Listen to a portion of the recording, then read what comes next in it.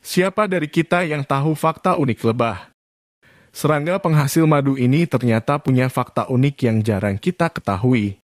Simak videonya, kamu pun tahu bahwa lebah adalah serangga kecil yang membantu penyerbukan bunga dan membuat madu darinya bersama-sama dengan koloninya. Sebagai sebuah koloni, masyarakat lebah terdiri dari ratu lebah, lebah jantan, lebah pekerja, dan lebah pengasuh. 5 fakta unik lebah kita yang selama ini hanya menikmati madu. Mungkin belum tahu fakta unik lebah berikut ini. Teks 1. Hampir seluruh waktu hidup lebah pekerja hanya untuk menghasilkan madu. Seekor lebah pekerja dapat hidup sekitar 5 minggu saja pada musim panas dan sekitar 20 minggu pada musim dingin. Lebah pekerja ini seluruhnya betina. Hampir sepanjang hidupnya hanya bekerja mengumpulkan serbuk sari bunga dan nektar untuk membuat madu. Lebah dilengkapi peralatan canggih dalam melakukan pekerjaannya. Menurut National Geographic, lebah dapat terbang sejauh 25 km per jam dan 200 kepak sayap per detik. Selain itu, seekor lebah memiliki 170 reseptor bau yang dapat menemukan sumber makanan terbaik untuk diproduksi menjadi madu. Melalui kepak sayap, kecepatan terbang dan sensor penerima bau yang canggih, lebah dapat melakukan pekerjaannya untuk menghasilkan madu. #2 Seluruh hidup lebah pekerja hanya dapat membuat 1 atau 12 sendok teh madu sebagai bagian dari koloni. Ratu lebah memproduksi sekitar 1.500 hingga 2.500 telur lebah per hari untuk kelangsungan hidup koloni. Ratu lebah melahirkan telur-telur lebah yang bertugas dalam satu koloni. Lebah-lebah pekerja bertugas mengumpulkan serbuk sari bunga dan nektar dalam memproduksi madu dengan saling bekerja sama. National Geographic Kids menginformasikan bahwa para lebah pekerja ini dapat berkomunikasi dengan tarian. Tarian mereka akan menunjukkan peta sumber makanan kepada rekan lebah sesama lebah pekerja lainnya ketika mereka telah sampai di sarang. Sepanjang masa hidup lebah pekerja yang mencari serbuk sari bunga dan nektar untuk memproduksi madu ini. Seekor lebah hanya dapat memproduksi 1 atau 12 sendok teh madu. Maka, 1 atau 12 sendok teh madu diproduksi sekitar 5 minggu lebih oleh seekor lebah.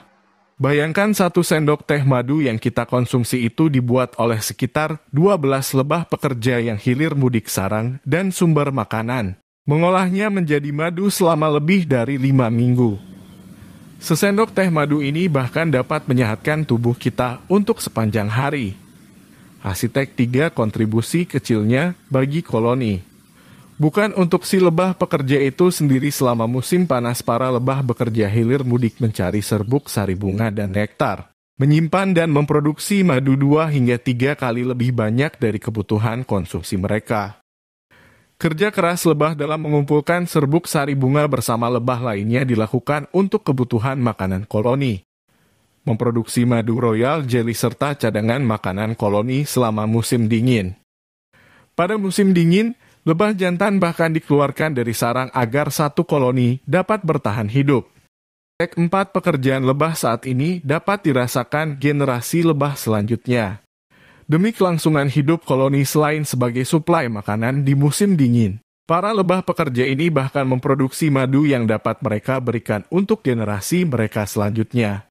Madu yang diproduksi dari serbuk sari bunga dan nektar disortir dan disimpan, tidak dikonsumsi seluruhnya. Apabila ratu lebah mati, larva calon ratu lebah akan dipilih untuk diberi makanan madu khusus, Royal Jelly. Royal Jelly, makanan khusus ratu lebah ini, diproduksi dari serbuk sari bunga terbaik yang didapatkan lebah pekerja, agar calon ratu lebah dapat tumbuh menjadi selayaknya ratu dan melahirkan generasi lebah selanjutnya. Ratu lebah dapat hidup sampai 5 tahun dan merupakan satu-satunya lebah yang bertelur. Dialah yang tersibuk di bulan-bulan musim panas ketika sarang perlu kekuatan maksimum dan dapat menetaskan hingga 2.500 telur per hari.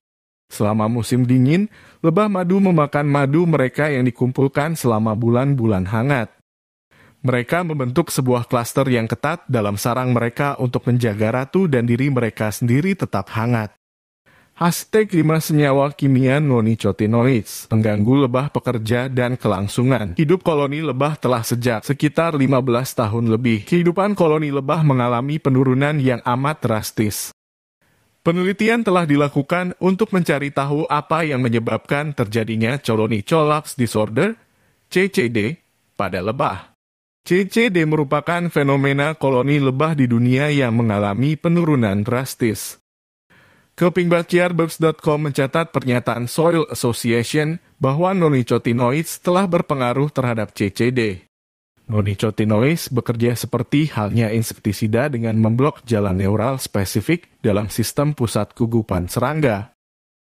Zat kimia non-nicotinoids merusak komunikasi para lebah, kemampuan mencari makan dan kembali pulang ke sarang, aktivitas terbang, kemampuan membedakan zat dari pembelajaran penciumannya dan sistem imunnya, bahkan seluruh kemampuan lebah untuk dapat bertahan hidup. Non-nicotinoids ini diturunkan dari substansi pembentuk habit, nikotin. Para lebah terkena substansinya sebagaimana manusia terkena rokok atau produk-produk nikotin lainnya. Lebah menjadi bingung dan terdisorientasi saat senyawa kimia nicotinoids memasuki nervous system lebah. Kontaminasi non-nicotinoids yang berisikan pestisida pun terdapat dari industri dan tanah pertanian. Terbawa oleh lebah pekerja yang membawa serbuk sari bunga ke sarang mereka dan menginfeksi larva-larva serta ratu lebah. Total jumlah koloni lebah menurun dari 5 juta pada 1940 menjadi hanya sekitar 2,5 juta USDA. Bagaimana menelaah sejumlah fakta di atas cukup membuatmu terkesan. Ternyata nikmatnya madu yang selama ini kita konsumsi diperjuangkan oleh lebah-lebah kecil dengan sedemikian rupa. Terima kasih telah menonton video ini. Jangan lupa subscribe supaya tidak ketinggalan video selanjutnya.